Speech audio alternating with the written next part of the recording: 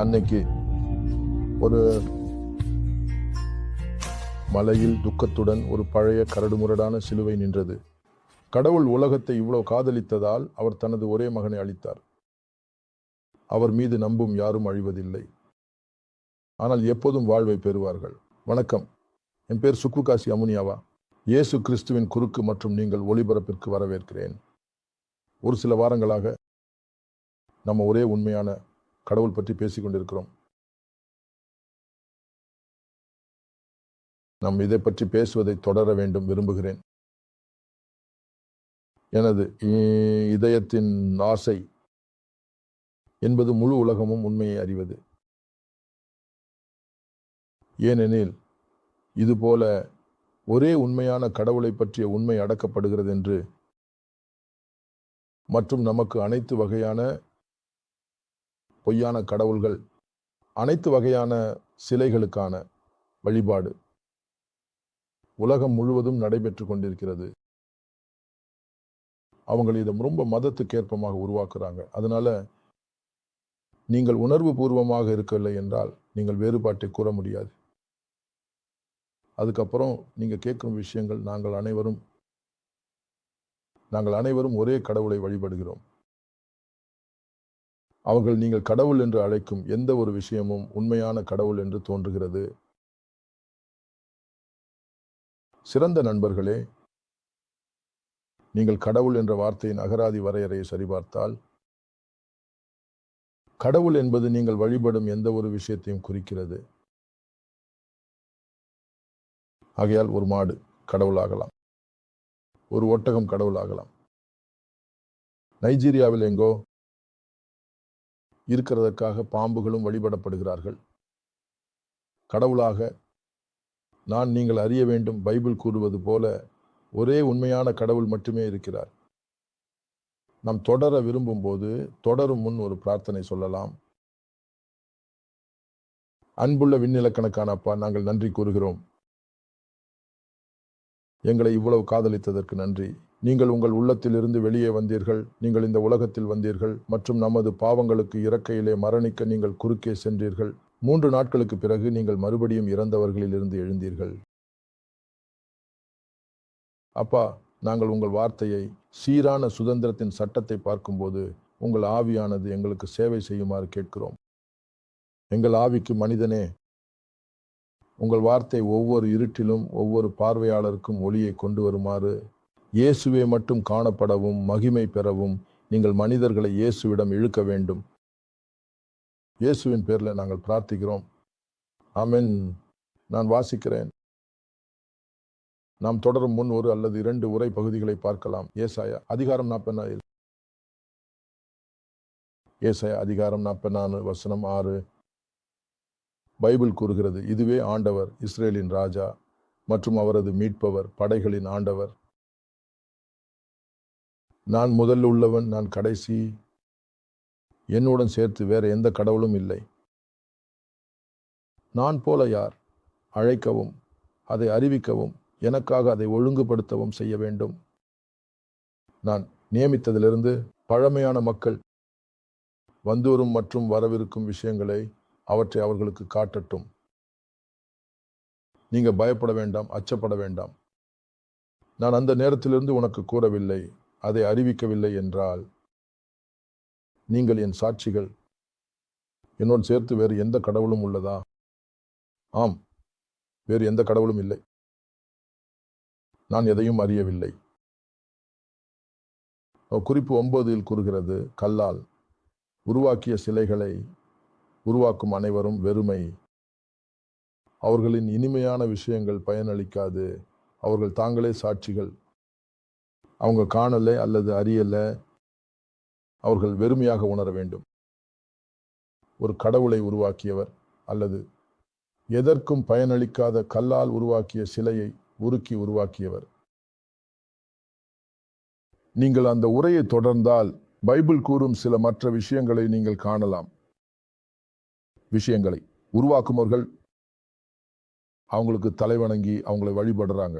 ஆனால் நான் நமக்கு வாசிக்க விரும்புகிறேன். அப்போஸ்தலர்களின் செயல்கள் 19 அத்தியாயம் நீங்கள் அறிந்திருப்பீர்கள், அப்போஸ்தலர்களின் செயல்கள் 17வது அத்தியாயம். பவுல் அத்தென்ஸில் இருந்தபோது அவர் பார்த்த சிலுவை வழிபாட்டின் அளவு அவரை ஆச்சரியத்தில் ஆழ்த்தியது. இந்த சமீபத்திய ஆசிய பயணத்தில் நான் பார்த்த சிலுவை வழிபாட்டின் அளவு என்னை ஆச்சரியத்தில் ஆழ்த்தியது மற்றும் எனக்கு பைபிள் நோக்கச் செய்தது. நான் பார்த்தேன், பவுலுக்கு இதற்கு ஒத்த அனுபவம் இருந்தது. இது நமக்கு அப்போஸ்தலர்களின் செயல்கள் 17வது அத்தியாயத்தில் ஆவணமாக்கப்பட்டுள்ளது. நாங்கள் இதிலிருந்து பெரும்பாலானவற்றை பெற்றோம். ஒரே உண்மையான கடவுளை பற்றிய ஒலிபரப்புகள். ஆனால் அப்போஸ்தலர்களின் செயல்கள் 19வது அத்தியாயத்தில் ஒரு விஷயம் நடந்தது. ஆகவே நான் நமக்கு அப்போஸ்தலர்களின் செயல்கள் 19வது அத்தியாயத்தை 23வது வசனத்திலிருந்து வாசிக்கப் போகிறேன். ஆனால் நான் புதிய வாழும் மொழியிலிருந்து வாசிக்கப் போகிறேன். இது பவுல் எபேசஸில் இருந்தபோது எபேசஸில் ஏற்பட்ட கலவரத்தை பற்றியது. ஆகவே அந்த நேரத்தில் பைபிள் கூறுகிறது, எபேசஸில் வழியை பற்றிய கடுமையான சிக்கல்கள் உருவாகின. இது ஒரு பெரிய வணிகம் கொண்ட வெள்ளிக்காரர் டெமெட்ரியஸுடன் தொடங்கியது. அவர் ஒரு பெரிய வணிகம் கொண்டவர் என்பதை கவனிக்கவும். எனவே நாங்கள் வாசிக்கப் போகும் விஷயங்களில் அவருக்கு ஒரு நலனும் இருந்தது. கிரேக்க தேவதை ஆர்தெமிஸின் வெள்ளி ஆலயங்களை உருவாக்கும் பெரிய வணிகம் கொண்டவர். அவர் பல கைவினைஞர்களை வேலைக்கு வச்சிருந்தார். நீங்கள் பாருங்கள், அவருக்கு ஒரு பெரிய வளமான வெற்றிகரமான வணிகம் இருந்தது. மேலும் அவரது வணிகத்தில் சார்ந்த பல கைவினைஞர்கள் இருந்தனர். அவர் தனது வணிகத்தை அவர்களுக்கு துணை வாடகைக்கு விட்டதால் 25வது வசனம் சொல்கிறது, அவர் அவர்களை ஒன்றாக கூடிய அழைத்தார். இதற்கு ஒத்த தொழில்களில் வேலை செய்யும் மற்றவர்களுடன் அவர் அவர்களை இவ்வாறு முகம் கொடுத்தார். ஐயா, நமது செல்வம் இந்த வணிகத்திலிருந்து வருகிறது என்பதை நீங்கள் அறிவீர்கள். எந்த வணிகம்? வெள்ளி ஆலயங்களை உருவாக்கும் வணிகம். பட் நீங்க பார்த்ததும் கேட்டதும் இந்த மனிதன் பவுல் பலரை நம்ப வைத்துள்ளார். கை நிறைவு செய்யப்பட்ட கடவுள்கள் உண்மையில் கடவுள்கள் அல்ல.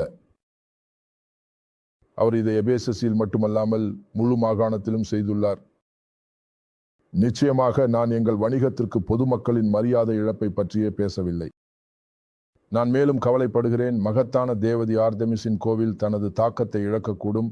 மேலும் ஆர்தெமிசு, இந்த அற்புதமான தேவதி, ஆசியா மாகாணம் முழுவதும் வழிபாடு, உலகம் முழுவதும் ஒரு பெரிய உரிமையை இழக்கப்படும். 28வது வசனம் கூறுகிறது, இதுக்கு அவர்களின் கோபம் வெடித்தது. அவர்கள் கத்த ஆரம்பித்தனர், அதிகாரிகளின் வெற்றியை பெருமைப்படுத்துங்கள். மிக விரைவில் முழு நகரமும் குழப்பத்தால் நிரம்பியது. எல்லோரும் ஆம்பிதியேற்றுக்கு பாய்ந்தனர். பவுலின் மாகடோனியாவில் இருந்து பயண நண்பர்களான கையஸ் மற்றும் அரிஸ்டார்கஸை இழுத்து கொண்டு, அது நீங்க பார்த்தீங்களா, ஒரு முறை ஒரு கலவரம் வெடித்தது. கலவரத்தின் காரணம் என்ன? பவுல் அவர்களுக்கு உண்மையை சொன்னதால். கை நிறைவு செய்யப்பட்ட கடவுள்கள் கடவுள்கள் அல்ல. இது சுவாரஸ்யமாக இருக்குது. தெரியும், இது மிகவும் வருத்தமாகும். மிகவும் வருத்தமாகும். நீங்க பாருங்கள், கடவுள் நம்மை தனது உருவத்தில் உருவாக்கினார். அப்போது ஒரே நேரத்தில் நாம் நமது மனங்களில் கடவுள் எவ்வாறு இருக்கிறான் என்று கற்பனை செய்ய தொடங்குகிறோம். அவர் நம்மை தனது உருவத்தில் உருவாக்கினார். எப்படி இருக்கிறான்? நீங்கள் எதையாவது வெற்றி கொண்டு அது கடவுள் என்று கூறுகிறீர்கள் மற்றும் அதை வழிபடுகிறீர்கள். இது ஈசாயா 44வது அத்தியாயத்தில் ஈசாயா கூறுகிறது தான். அதுதான் நீங்கள் அப்போஸ்தலர்களின் செயல்கள் 7வது மற்றும் 19வது அத்தியாயங்களில் பார்த்தது. இன்னைக்கு என்ன நடக்குது? கிட்டத்தட்ட ஆசியா முழுவதும் மக்கள் பார்க்கும் விஷயங்களை நீங்கள் பார்க்கிறீர்கள். அவர்கள் தங்கள் கைகளால் உருவாக்கியவை மற்றும் அவற்றை கடவுள் என்று அழைக்கிறார்கள். இப்ப நான் கூகுள் சொன்னேன், இந்த உருவத்தை பற்றிய தகவலுக்காக நான் தேடியேன். எபேசியர்களின் டயானா அல்லது கிரேக்கத்தில் ஆர்த்தமிஸ் என்று அழைக்கப்படுகிறது. இப்ப நான் எங்களுக்கு காட்ட விரும்புகிறேன் இந்த விஷயம் எப்படி இருந்ததுன்னு. நீங்கள் அறிவீர்கள். பல மார்புகள் உள்ள ஒரு பெண்மணியைப் போல நீங்கள் அறிவீர்கள். எனவே அவள் பெருக்கம் கொண்ட ராணி அவளுடைய பல மார்புகளுடன் நீங்கள் அறிவீர்கள். ரொம்ப ரொம்ப ரொம்ப ரொம்ப அழுக்காக இருக்குதா? நீங்கள் அறிவீர்கள். பட் மனிதர்கள், சரியான சிந்தனை கொண்ட மனிதர்கள் இந்த விஷயத்தை வழிபடுவதற்காக தூண்டப்பட்டனர். எனவே நான் இந்த விஷயத்தை பார்க்கிறேன் மற்றும் நான் ஒரு முடிவுக்கு வருகிறேன். இந்த விஷயங்கள் சாதாரணமானவை அல்ல, இந்த விஷயங்கள் சாதாரணமானவை அல்ல மற்றும் நான் எங்களுக்கு சமர்ப்பிக்க விரும்புகிறேன். அது எந்த ஒரு வழிபாட்டின் பின்னிலும் அந்த வழிபாட்டை உறிஞ்சும் ஒரு ஆவி உள்ளது மற்றும் அந்த வழிபாட்டை எடுத்துக்கொள்கிறது. எனவே எந்த ஒரு வடிவம் சத்தியமான மற்றும் உயிருள்ள கடவுளான எங்கள் ஆண்டவர் மற்றும் மீட்பாளர் இயேசு கிறிஸ்துவுக்கு நோக்கி இல்லாத எந்த ஒரு வழிபாட்டும் இது சாத்தானால், பிசாசினால் ஊக்கமளிக்கப்படுகிறது. அவன் அந்த வழிபாட்டின் பின்னால் நின்று, அவனுடைய பிசாசுகள் அந்த வழிபாட்டின் பின்னால் நின்று அந்த வழிபாட்டை பெறுகிறார்கள். எல்லா பொய்யான மதங்களும், எல்லா பொய்யான வழிபாடுகளும், எல்லா மாயமயமான வழிபாடுகளும் சிறிது கவனமாக கவனிக்கவும், சாத்தான் அந்த வழிபாட்டை பெறுவதற்காக அதன் பின்னால் நின்றிருக்கிறான். அவர் மாறல. அவர் கடவுளுக்கே உரிய வழிபாட்டை விரும்பினார் மற்றும் இன்னும் கடவுளுக்கே உரியது. அவர் அதை விரும்பினார், அவர் அதை ஆசைப்படினார், அவர் அதை தேடியார். அவன் வானத்திலிருந்து வெளியேற்றப்பட்டான். ஆனால் நாங்கள் பைபிளில் எங்கு இந்த விஷயத்தை நமக்கு பதிவு செய்தது என்று எப்போதும் காணவில்லை.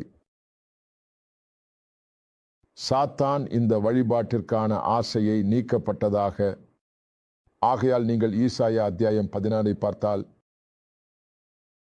ஈசாயா அத்தியாயம் 14 வசனம் 12 பைபிள் கூறுகிறது, எப்படி நீ வானத்திலிருந்து விழுந்தாய் ஓ லூசிபர் காளை மகனே, இந்த பலவீனத்துடன் நீ எப்படி நிலத்துக்கு கீறப்பட்டாய். நாடுகள் ஏனில் நீர் ஒரு உள்ளத்தில் சொன்னீர், நான் வானத்துக்கு செல்ல போகிறேன், நான் என் சிங்காசனத்தை கடவுளின் நட்சத்திரங்களுக்கு பின்புறமாக உயர்த்துவேன், நான் கூட கூட்டத்தின் மலை மீது உட்கார்வேன், வடக்கின் பக்கங்களில் நான் மேகங்களின் உயரங்களை மீறி உயர்வேன். வசனம், அப்போது நான் மிக உயர்ந்தவரைப் போலவே இருப்பேன், நான் மிக உயர்ந்தவரைப் போலவே இருப்பேன், நான் மேகங்களின் உயரங்களை மீறி உயர்வேன், நான் மிக உயர்ந்தவரைப் போலவே இருப்பேன். ஆகையால் இப்போது நீங்கள் சாத்தான் லூசிபரை கண்டுபிடிக்கிறீர்கள். எசேக்கியேல் அத்தியாயம் 28 மற்றொரு வேதத்தில் அவரை பற்றி விவரிக்கப்பட்டுள்ளது. அபிஷேகம் செய்யப்பட்ட கேருபீன் மூடுவது போல மூடும் அபிஷேகம் செய்யப்பட்ட கேருப். ஆகவே இப்போது அதுக்கு பதிலாக தேவனின் கோவிலின் புனிதத்தை பாதுகாக்கவும், கடவுளின் ஆலயம், நான் கடவுளின் சிங்காசனம், அவர் சிங்காசனத்தை பாதுகாக்கும் அங்கீகாரம் பெற்ற செருபின் என்பதால், ஆனால் அவர் சிங்காசனத்தை நோக்கி இருந்தார், அவர் சிங்காசனத்தை பிடிக்க விரும்பினார். ஆகவே இப்போது அவர் எடுத்த முடிவு, அவனது கையில் உள்ளவற்றை அவர் சொன்னார், நான் உயர்வேன், மலைகளுக்கு நான் தேவனின் நட்சத்திரங்களை மிஞ்சி உயர்வேன், அப்போது நான் உயர்வேன்.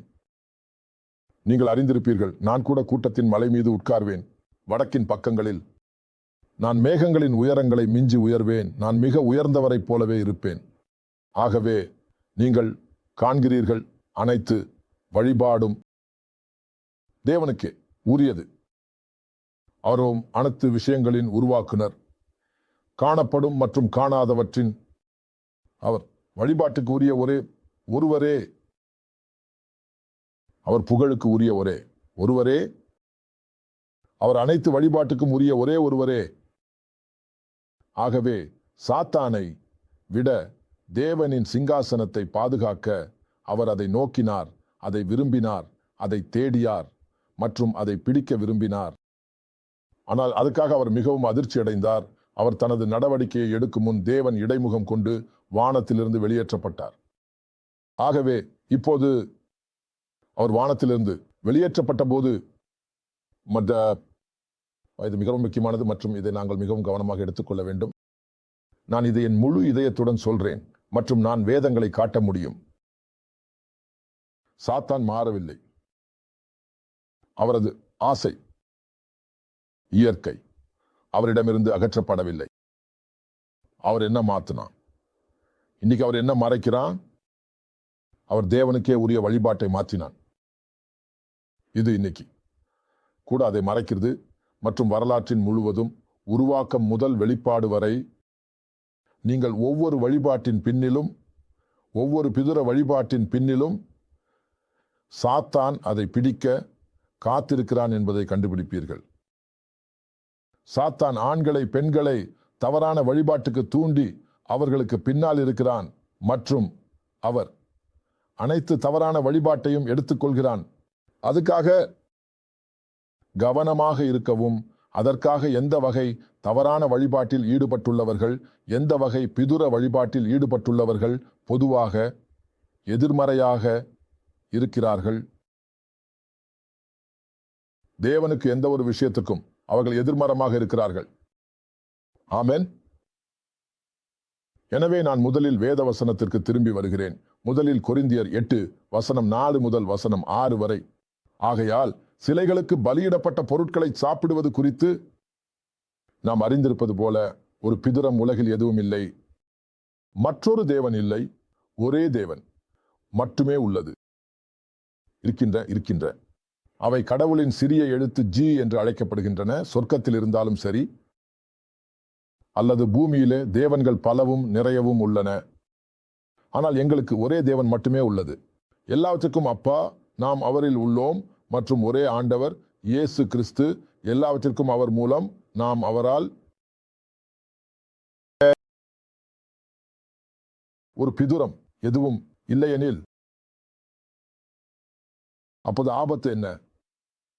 இந்த விஷயத்துல இது எனக்கு கவலை அளிக்குது. பிதுர வழிபாட்டில் உள்ள ஆபத்து இதுதான். பிதுர வழிபாடு ஒரு ஆன்மீக விஷயம். ரொம்ப ரொம்ப ஆன்மீகமானது. உருவ வழிபாடு. அதாவது நான் இந்த ஐபேடை எடுக்க முடியும், அதை தேவன் என்று அழைத்து அதை வழிபடுங்கள். என்னால் செய்ய ஊக்கம் அளித்தது என்ன? எனவே ஏதாவது ஒன்றின் பின்னணி காரணம். நான் ஹார்வர்ட் பிசினஸ் ஸ்கூலில் மாணவர் இருந்ததை நினைவு கூர்கிறேன் மற்றும் ஹார்வர்ட் பள்ளியின் எங்கள் ஆசிரியர்களில் ஒருவரும் சொன்னார், நீங்கள் அறிவீர்கள், வகுப்பில் உரையாடல்களில், வகுப்பின் தொடர்புகளில் கேள்விகள் கேட்கப்படுகின்றன மற்றும் நீங்கள் ஒரு பதில் வழங்கப்படும் போது அது சொல்றது ஆம், இல்லை, சரியான அல்லது தவறான பதில் இல்லை. ஆனால் அவர் பதிலின் பின்னணி காரணத்தை பார்க்கிறார். ஆகையால் அவர் சொன்னார், நாம் அனைவரும் ஏன் என்ற கேள்வியை கேட்க கற்றுக்கொள்ள வேண்டும். எனவே எனது கேள்வி இப்போது, ஒரு சிலை எதுவும் இல்லையெனில் சிலை பூஜை ஏன் ஆபத்தானது? ஆபத்துகள் என்ன சிலை பூஜையில் அல்லது சிலை பூஜையின் சிலை பூஜை இன்றைக்கு இன்னும் வளர்ந்து கொண்டிருக்கிறதா? கவனமாக கேளுங்கள். கொடூரம் மற்றும் சிலை பூஜையின் தீவிரத்தன்மை. சிலை பூஜை என்பது ஆன்மீகமான விஷயம் மட்டுமல்ல. இது சாத்தான் மற்றும் அவரது தேயிலை மந்திரிகள் மூலம் ஊக்கமளிக்கப்பட்டது. அவர்கள் அவருடன் கூட்டணி அமைத்துள்ளனர். எனில் நான் சொன்னது போல சாத்தான் இன்னும் வழிபாட்டை விரும்புகிறான். அது மனிதர்களிடமிருந்து கடவுளுக்கு உரியது. அவர்கள் இதை தொடர்ந்தும் செய்வார்கள். அவர் இறுதியாக தீ மற்றும் காம்பு குளத்தில் வீசப்படும் வரை நாம் வெளிப்பாடு அத்தியாயம் 20 காணும் போல், வெளிப்பாடு அத்தியாயம் 20 வசனம் 14 மற்றும் வசனம் 15. வசனம் 14, மரணம் மற்றும் நரகத்தை தீக்குளத்தில் வீசினார்கள். இது இரண்டாவது மரணம். மரண புத்தகத்தில் எழுதப்படாதவர்கள் அனைவரும் தீக்குளத்தில் வீசப்பட்டனர். அப்படி என்றால் அந்த வெளிப்பாட்டின் அத்தியாயம் 20 உள்ள வசனம் 10 இது கூறுகிறது, மோசடி செய்த சாத்தான் தீ மற்றும் காம்பு குளத்தில் வீசப்பட்டான். அங்கு மிருகமும் பொய்யான நபர்களும் உள்ளனர். அவர்கள் நாளும் இரவும் என்றும் என்றும் துன்பப்படுத்தப்படுவார்கள். இதுவே சாத்தானின் இறுதி முடிவு.